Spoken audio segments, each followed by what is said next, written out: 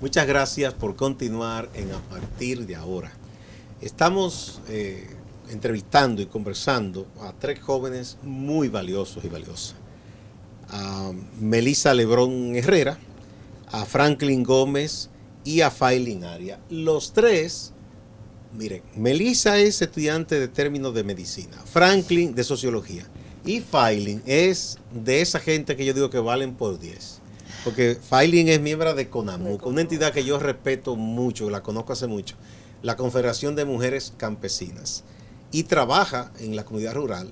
Es una cristiana practicante y al mismo tiempo trabaja en la concienciación para ir desterrando todos esos constructos sociales que la gente piensa que son normales. El hecho de que un hombre se crea dueño de una mujer, que cree que puede usar la violencia verbal, económica y hasta física con una mujer.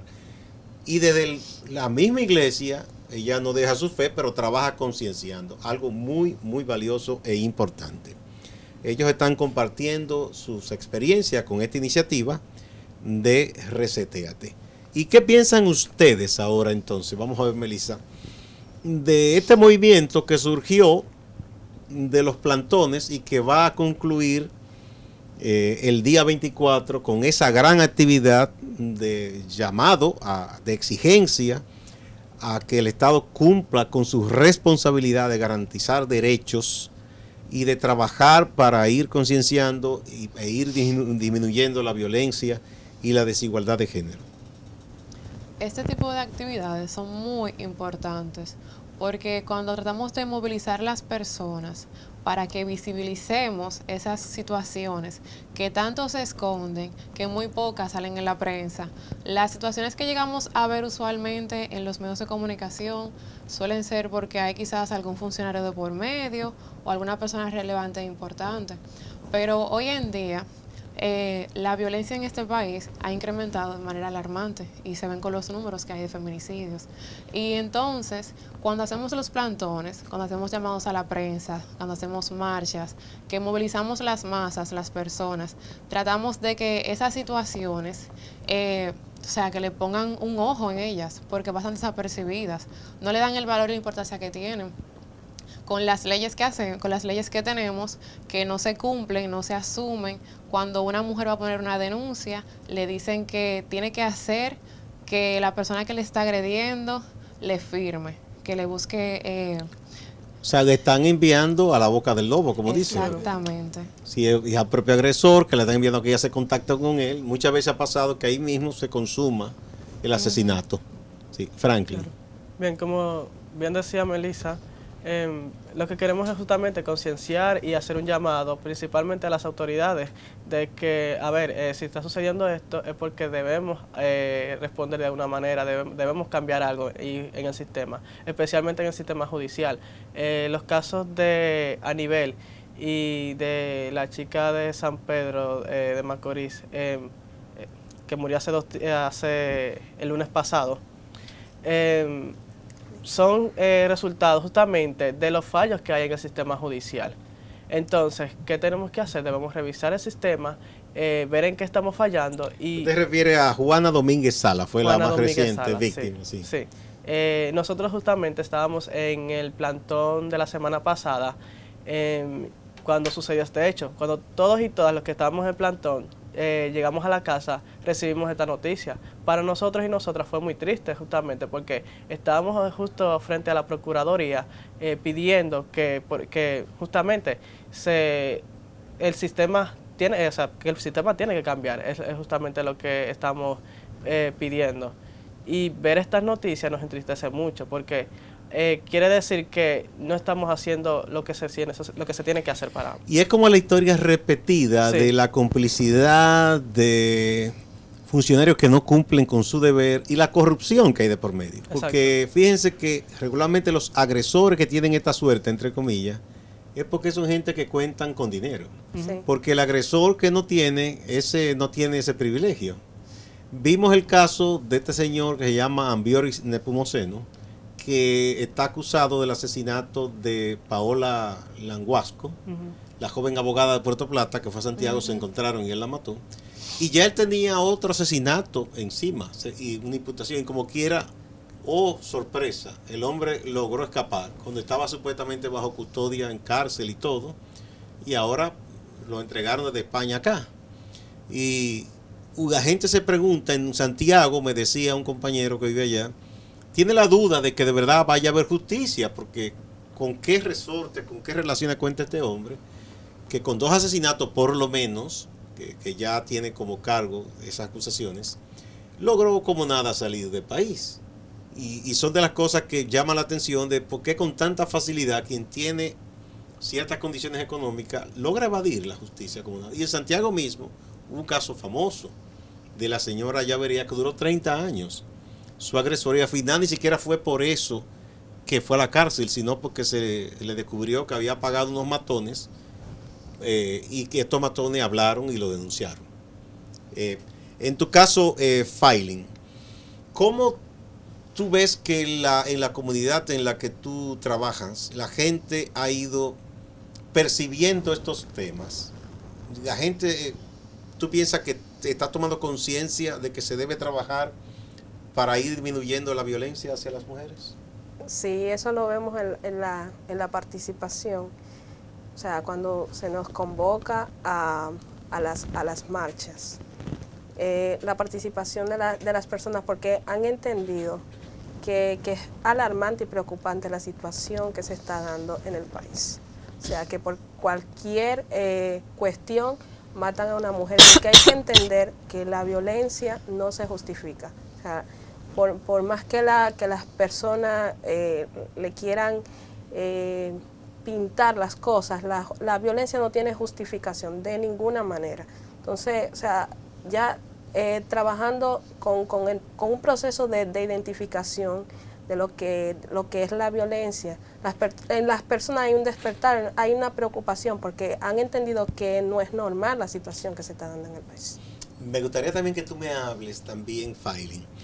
Históricamente hay otras expresiones de la violencia y se daba mucho en toda parte del país, pero en la zona rural de manera especial, hasta que se legisló, y yo no sé qué tanto se está cumpliendo, que por ejemplo el Estado asentaba a un grupo de familias y si el cabeza de familia hombre moría, muchas veces esa mujer corría la suerte de que su trabajo no era valorado y fácilmente la sacaban de ese asentamiento o no le daban los documentos como propietaria.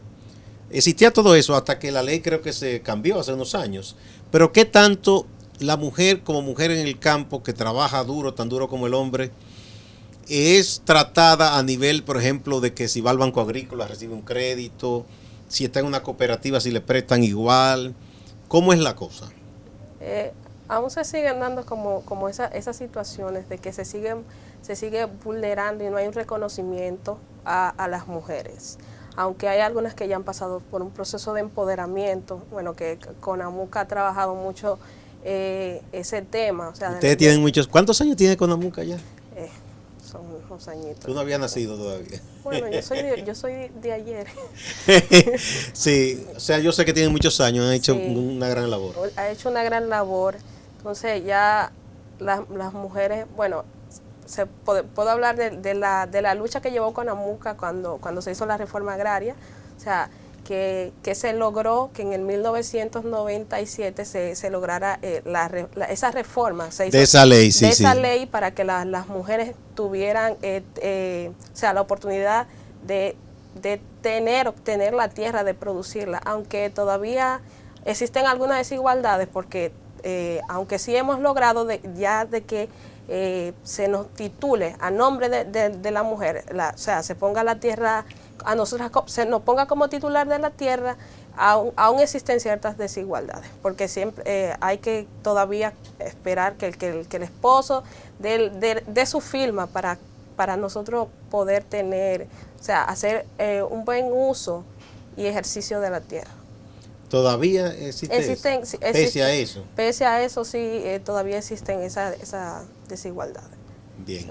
Bueno, esa es otra expresión de la violencia. Vamos a hablar un poco de esas otras que no son directamente esa coacción de yo te reviso el celular, la cartera, o no salgas, no entres, no te juntes con aquel. ese amigo, esa amiga no me gusta para ti, o sea, hasta escoger los amigos. Esa otra de que cierto tipo de trabajo, cierto tipo de negocios, cierto tipo inclusive de profesiones, como que se le ponen obstáculos a las mujeres. Por ejemplo, aquí se ha hablado y ha habido estudios de en cuanto a la tecnología, que se suele en muchas instituciones de estudio no admitir la misma cantidad de mujeres que hombres. Un prejuicio de que la mujer supuestamente no es buena para las matemáticas y las ciencias físicas o para tal o cual cosa. ¿Cómo se expresa eso en lo que ustedes ven en su ambiente de estudios? Actualmente, las carreras son en las universidades, se pueden inscribir tanto hombres como mujeres. Tenemos igualdad en ese sentido.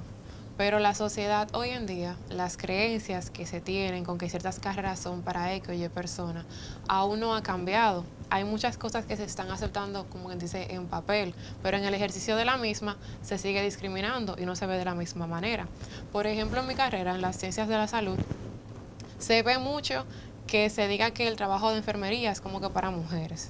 Aún en los mismos hospitales uno escucha esos comentarios, aunque hay muchos hombres muy buenos que son enfermeros, también pasa con los que son bienalistas. Pero hay una cosa curiosa, perdón, que una asociación que hay de enfermería duró muchos años, que el presidente era un hombre, pese a que había muy pocos hombres. Eso llamaba la atención. Sí, eso también es parte, porque tanto hombres como mujeres tenemos la misma capacidad de ejercer y de competir en las mismas actividades. Y de ser líderes y Claro. dirigir. Sí. Sí, porque, bueno, él era el presidente, también era siendo hombre de una institución. Que estaba en minoría ahí. Exacto, como hombre. sí. Pero bueno, también tenía una posición de poder en una organización en la que hay tantas mujeres, también como verlo por esa parte. Que hay muchas personas que dicen también como que, bueno, las mujeres hoy en día tienen igual acceso al trabajo y no sé qué, pero si lo vemos, vamos a ver qué tipo de trabajo obtienen las mujeres. Según la encuesta de En Hogar, creo que del 2017, dice que las mujeres trabajan más tiempo que los hombres, más sin embargo, estas reciben menos remuneración que los hombres. A veces por el mismo trabajo incluso. Exacto, y son empleos formales. No estamos hablando, por ejemplo, de los empleos informales y del trabajo que tienen que hacer en el hogar todavía hoy en día. Sí. En cuanto a la otra expresión de la violencia, que es el acoso. ¿Cómo ven ustedes? ¿Ustedes reciben quejas de muchachas, por ejemplo, que en las universidades son acosadas por compañeros, por profesores? ¿O esas cosas todavía son un tabú? El acoso es algo que se vive de manera permanente en el día a día, porque hay situaciones, comentarios, pequeñas acciones que se perciben y se han normalizado y se socializan como si deberían de ser así siempre, cosa que no debería ser. En la universidad, por ejemplo, hemos estado intentando de tratar de someter que se pueda penalizar de alguna manera cuando alguna estudiante quiera denunciar a algún profesor o algún compañero, porque actualmente lo que suelen hacer es formar un comité de ética y el comité suele estar integrado por mismos maestros usualmente, entonces no se lleva a cabo, muchas estudiantes, muchas mujeres temen denunciar el acoso en su trabajo, ya sea porque la puedan despedir, porque van a tomar medidas represalias contra ellas. Esas son situaciones que se ven mucho, muy a día. Sí. Sí. Bueno, a mí, por ejemplo, como hombre, antes, para mí ese tema del acoso y del abuso hacia las mujeres era algo como que no existía. Pero actualmente, siendo activista, mis amigas tienen como que más confianza y vienen y me cuentan, mira, me pasa esto, me acosan, pero es increíble. Y es muy frecuente en es el muy ambiente frecuente, universitario. pero es muy frecuente y es increíble que muchas de ellas no denuncian, o sea, no denuncian porque por el sistema que hay machista. Temen que haya represalia contra ellos. Sí, y sí. Pasa, por ejemplo, mucho que hay un profesor que incluso es el único profesor que hay para esa materia y tienen que darla de nuevo con ese profesor porque no se, o sea, ellas entienden que no se va a hacer nada y que aunque lo intente, muchas veces el profesor tiene buenas relaciones, y está en una posición y de pueden poder tomar ante represalias ella. contra ella. Exacto, pueden tomar represalias o no hacen nada. Sí. Es lo más. ¿Tú querías agregar algo, Failin, sobre eso? Bueno, sí. Bueno, una compañera me comentó que ella pasó por una situación de acoso en la universidad, pero ella justificaba al agresor. O sea, eso viene del mismo sistema. O sea, cómo el sistema hace que se justifique al agresor. Que la víctima justifique a su agresor. Su agresor. Porque, o sea, ella misma, yo le decía, mira, tú misma te estás cuestionando, porque tú te estás quejando porque te acosaron, pero tú estás, de cierta manera, tú estás ofendiendo a otra mujer porque le pasó la misma situación, pero tú estás justificando que el tipo de vestimenta que ella llevaba puesto, eso fue lo que ocasionó que a ella la acosaran. O sea, como la víctima justifica al agresor. Sí. ¿Y cuánto habrá en todo este temor de muchas veces a la persona acosada al hecho de que, primero, el poder? Tú hablabas de que ese profesor tiene poder, incluso si va a dar otras asignaturas y esa muchacha se va a encontrar con él de nuevo. Y segundo, que el sistema, y en este caso vamos a decir la administración de una universidad, de una empresa, responda contra la mujer, que es otro asunto. O sea, se da mucho, por ejemplo, yo he tenido casos de amigas que son o policías o militares que sufren mucho, pero tienen mucho miedo porque son estructuras muy cerradas y el rango, ¿verdad?, se impone muchas veces. Entonces tienen muchísimo miedo a que después hasta la saquen de ahí, que la juzguen, incluso la lleven a una especie de juicio disciplinario y todo eso. O sea, porque es eso, no simplemente el caso individual de relación de esa muchacha con ese profesor, sino que quizá la propia academia lo que va a hacer es que va a operar contra ella y va a proteger al hombre, ¿no? También muchas jóvenes temen denunciar ese tipo de casos, ya sean acoso, violencia o violaciones, porque la manera en la que deben de denunciarlo, deben de usualmente hacerlo de manera pública o son varias reuniones. Tienen que exponerse. Exacto. Entonces muchas sienten que se están humillando, se sienten avergonzadas cuando tienen que exponer sus casos y su situación de manera pública, comentarlo con más personas o que más personas se enteren, y muchas prefieren mantenerlo en silencio. Ese era uno de los problemas que había ya en el sistema de justicia. Me dicen que ha mejorado bastante, porque hubo momentos en lugares donde quizá en medio de muchísima gente que iba a un ministerio público por diversas causas, quizá el funcionario decía, usted era aquel esposo golpea, delante de todo el mundo. O sea, esa señora o esa muchacha no quería que nadie se esté enterando de lo que le está pasando, ¿verdad? Hasta por su propia seguridad y su propia dignidad. O sea, y eso, exponerlo públicamente ya es una agresión. Sí. Es una agresión como tal, ¿verdad?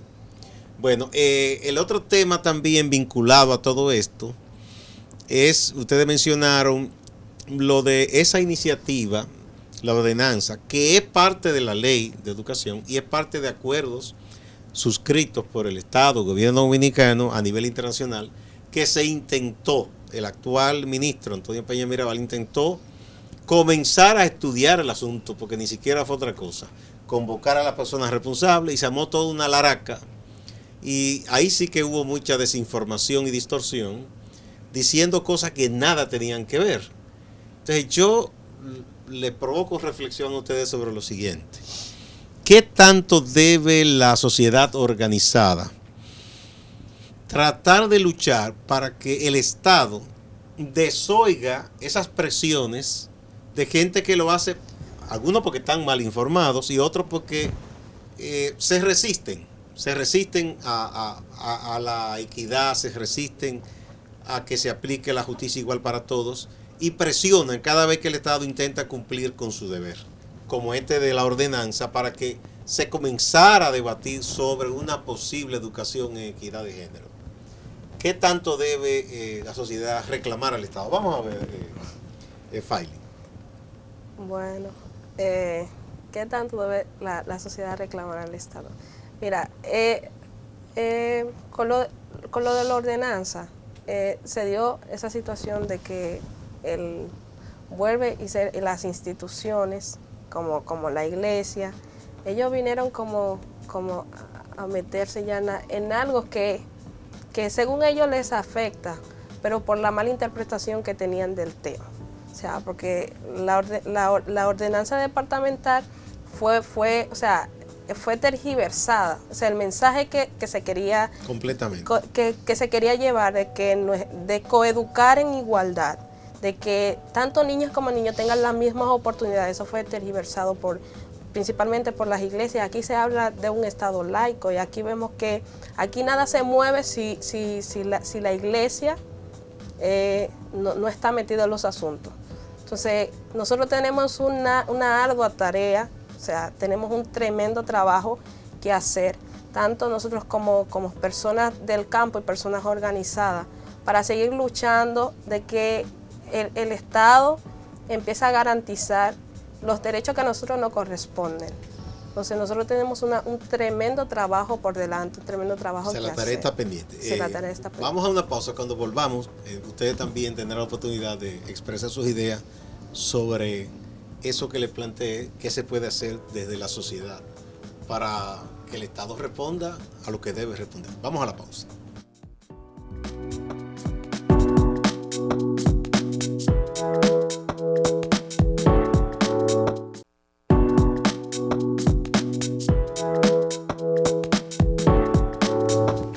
Muchas gracias por mantenerse en A Partir de Ahora. Estamos conversando sobre derechos, sobre equidad. Conversamos con Melissa Lebrón, con Franklin Gómez y con Faylin Arias. Ellos son integrantes de la iniciativa Resetéate, una campaña muy interesante para hacer conciencia, para educar sobre la equidad de género y trabajar en la juventud para ir desterrando, reduciendo el machismo que sabemos que deriva en violencia hacia las mujeres y lamentablemente en muchos casos en asesinatos de mujeres. Les preguntaba, y ya Faylin dio su parecer, sobre lo que se puede hacer desde la sociedad para evitar que las autoridades, cuando quieren hacer lo que corresponde según la ley y el buen derecho, se vean acorraladas por grupos que presionan mucho y muchas veces ceden a esa presión, como son grupos religiosos o políticos de la extrema derecha, la gente más conservadora, como pasó con la ordenanza de educación sobre equidad de género. ¿Qué se puede hacer, Melissa? Yo entiendo que como sociedad debemos de apoyar la ordenanza de que se dé una educación con orientación en género y perspectiva. Se ha tergiversado mucho la información y hay videos en las redes sociales de que se entrevistan personas en las calles para que den su opinión al respecto. Y lo que la población dominicana entiende deja mucho por decir, en el sentido de que ninguno se manipuló hasta poniendo unos niños a hablar, a repetir cosas. Y eso es un abuso contra esos niños. Sí. Cuando ponemos a los niños a repetir cosas que quizás no están entendiendo por completo lo que están diciendo, los mensajes que llevan a cabo, eso deja mucho que desear realmente como sociedad. Y la idea principal de esto es que le demos una educación a las niñas y a los niños desde muy temprana edad para que aprendan a identificar la violencia, para que las niñas puedan denunciar si un tío le pone la mano donde no debe, que si un profesor le dice que vamos a jugar a tal sitio, para que ellas entiendan que eso es violencia. También pasa mucho con los niños. Si una persona adulta que te está cuidando se pone a hacer cosas que no puede contigo o se pone a ver videos y cosas por ese sentido, por ese estilo, va más dirigido a que podamos identificar la violencia, que dejemos de decir a las niñas que si un amiguito le da es porque está enamorado de ella. Entonces ahí comenzamos a romantizar la violencia desde muy temprana edad y empezamos a normalizar esas conductas desde muy niños. Mire que la violencia no tiene nada de romántico, ¿eh? Exacto. Sí, Franklin. Bueno, pienso que hay que ver dos cosas. Primero, que como bien usted dijo anteriormente, se trata de derechos. Estamos hablando de que el Estado tiene que garantizar derechos por sobre lo que opine un grupo o varios grupos. La idea es justamente esa, que las organizaciones, nosotros como sociedad civil, exijamos que se cumplan esos derechos. No estamos exigiendo privilegios ni mucho menos. Todo lo contrario, estamos exigiendo que se empiecen a ver los problemas y a buscarle soluciones. También el tema de cómo hacer llegar la información a las personas de manera fácil y sencilla, que sea digerible para toda la población, porque justamente eso fue un factor que sirvió para manipular la información. El hecho de que muchas veces las informaciones que se llevan desde el Estado o desde las instituciones de gobierno no se hacen llegar de manera sencilla y digerible para la población de a pie, sino que y eso da cabida a que grupos malintencionados justamente tergiversen la realidad. Sí. Bueno, en todo esto, ya un poco Feiling comentó cuando hizo su aporte, además de grupos así como las iglesias, sobre todo la católica aquí que tiene más poder, hay todo un concordato todavía de la época de la dictadura, en época electoral quieren pescar en ríos revueltos. Y como hay un ambiente internacional de alianzas que se dan entre políticos de extrema derecha con algunos también de las iglesias más fundamentalistas, porque no son todas, aquí yo distingo, por ejemplo, aquí hay muchas iglesias evangélicas, hay gente muy seria en comunidades que vive su fe y que trabaja por la comunidad, pero hay otros, incluso son unos evangélicos muy conocidos como muy perfumaditos. Sí, porque tienen recursos hasta para traer personajes de fuera, pagarle hotel y todo, para dar conferencias. Eso no hace un evangélico de a pie, ¿no? Entonces, a esos grupos y de esa élite, ¿verdad? Élite católica, élite evangélica, porque yo no meto a todo el mundo en el mismo saco, con grupos de extrema derecha de la política, viven soñando con que aquí va a venir un Duterte, un Bolsonaro, un Donald Trump. Por poco ganan en Costa Rica, Por suerte que no. Ahora ganó uno de los de ellos en Guatemala. Y aquí viven soñando con esas cosas. Entonces, ahora que vamos hacia elecciones, ¿qué piensan ustedes que se debe hacer? Porque los políticos les gusta que la gente le dé su voto, pero no quieren comprometerse. No quieren comprometerse con cosas que son necesarias para la sociedad. ¿Qué se podría hacer para decirle a los políticos y políticas nuestros? Mire, está bien, usted me dice que vote para usted, pero aquí están estas cosas pendientes. Hay un proyecto de ley que está en la Cámara de Diputados para prevenir de manera integral la violencia hacia las mujeres. ¿Qué se está haciendo? Ahí están las 3 causales. ¿Qué se puede hacer respecto a los políticos ahora en tiempo de campaña? Vamos a ver, Feiling. Bueno, yo tomaría la acción que hizo una comunidad en Villamella. ¿Qué hizo esa comunidad? Esa comunidad dijo, no calle, no voto, no legislas a mi favor, no voto. Ah, o sea, pero ¿cómo se llama la comunidad? Es un barrio de Villamella. Es un barrio en Villamella. Pero tú ves, son gente que tomó valiente e inteligente. Sí, tomaron esa iniciativa y tuvieron que hacerle la calle porque ellos se dispusieron a que el barrio completo no iba a votar por el candidato hasta que ellos no le hicieran la calle. O sea, tanto tiempo de opresión, o sea, solamente vienen a buscar votos cuando a ustedes les conviene. Entonces, ustedes se olvidan de nosotros ya cuando consiguen lo que quieren. Entonces, yo tomaría esa iniciativa. Y miren que es el único día que el pueblo supuestamente es soberano. Ya que es el único día, entonces hay que tratar de que tenga valor, hay que hacerlo, de verdad ese voto, ¿verdad? Sí. ¿Y qué hay que hacer con estos políticos nuestros? Bueno, yo opino personalmente que deberíamos de cuestionarlos, de invitarlos a que hagan debates públicos, que podamos tener la oportunidad de escuchar propuestas reales, porque vemos muchas caras, muchas propagandas, mucha publicidad, y cuando van a una entrevista que le hacen varias preguntas, vemos cómo es que responden, no tienen propuestas a nuestras problemáticas reales. Entonces, cuando escuchemos esas personas hablando, que no te pueden ofrecer propuestas reales, porque no son propuestas que no le competen a nuestro país o que no encajen con nuestra realidad. Entonces, esas personas hay que irlas descartando, hay que ir buscando. Hay muy buenos candidatos, hay muchos candidatos jóvenes. Es turno ya de relevar los puestos, de ver caras nuevas. Entonces lo que tenemos es que cuidado, que hay algunos apoyos. Jóvenes con ideas de ancianos. Sí, también es que cierto. Se cuelan por ahí. Franklin, ¿qué tú piensas? ¿Cómo se puede establecer un diálogo con los políticos que aspiran al voto para tratar de establecer algún compromiso? Bueno, claro, como bien dice Melissa, justamente creando espacios de debate, creando espacios en el que esa masa crítica de la población también pueda cuestionar a las y los candidatos presidenciales principalmente. y que nos digan cuáles son sus propuestas, cuáles son los temas que les preocupan y que estén en disposición de responder justamente esas preguntas que son de inquietud nuestra y que queremos saber también que, o sea, que tienen planeado hacer en ciertos temas que son preocupantes.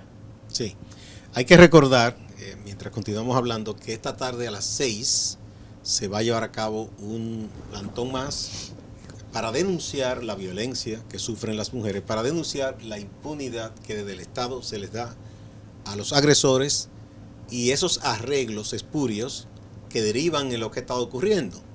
Víctimas, mujeres que denuncian que han sido víctimas de intento de asesinato y luego liberan al agresor y este termina asesinando a esas mujeres. Y eso ocurre sin que tengamos una respuesta contundente de nuestras autoridades. Como bien dice la frase que se corea en los plantones, ayuda pidió y el sistema le falló. No queremos que el sistema le siga fallando a las mujeres.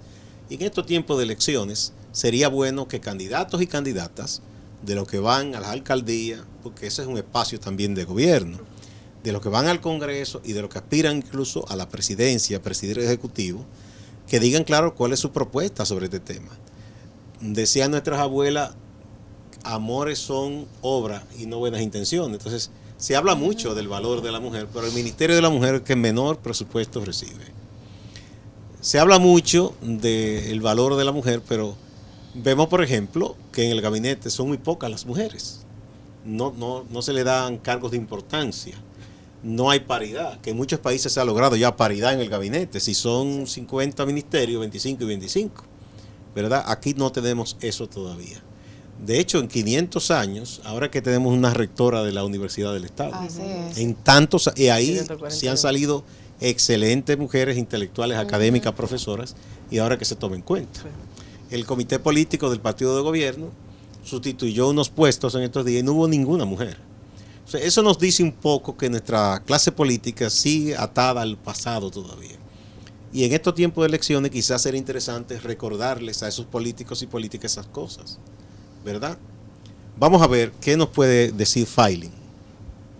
Bueno, también que se hagan correcto el cumplimiento de las leyes, porque usted mencionaba algunos puntos. O sea, yo voy a tomar lo de la ley municipal.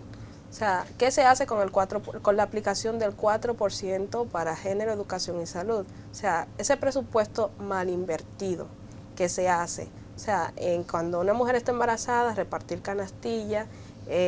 Dádiva. Sí, o sea, no ayudan reales. No ayudan. Entonces, nosotros también hacemos un llamado a que también los políticos empiecen a procesar, también que empiecen a indagar y que den respuestas reales a las problemáticas que vivimos nosotras las mujeres y que se pongan en nuestros zapatos, porque es bien complicado la situación de nosotros. O sea, nacer siendo mujer aquí en República Dominicana para mí es una maldición. O sea, y yo lo digo así. Y mira que tú eres cristiana. Y eso que soy cristiana. Es una bendición. Pero yo te entiendo, es decir, que tiene que luchar mucho más que un hombre. Para lograr las mismas cosas, sí, debido a las barreras. Muchas gracias, muchas gracias. Ha sido un gran honor conversar con ustedes, con Melissa Lebrón Herrera, con Franklin Gómez y con Filing Arias, de la iniciativa Resetéate. Yo creo que ustedes representan lo mejor de la sociedad. Y me siento muy orgulloso de ver jóvenes así como ustedes. Y recordamos que esta tarde a las 6 debemos estar frente al Palacio de Justicia del Centro de los Héroes con uno de los plantones, exigiendo que se trabaje de verdad para reducir la violencia de género, para que se proteja a las mujeres que buscan auxilio del sistema y no que el sistema les falle, y para que no sigan muriendo nuestras compañeras. Eso no debe ser. Y ojalá que las autoridades tomen en serio este reclamo. Así que nos vemos esta tarde. Muchas gracias. Y ustedes también, amigas y amigos, no se vayan, que hay mucho más en Acento TV.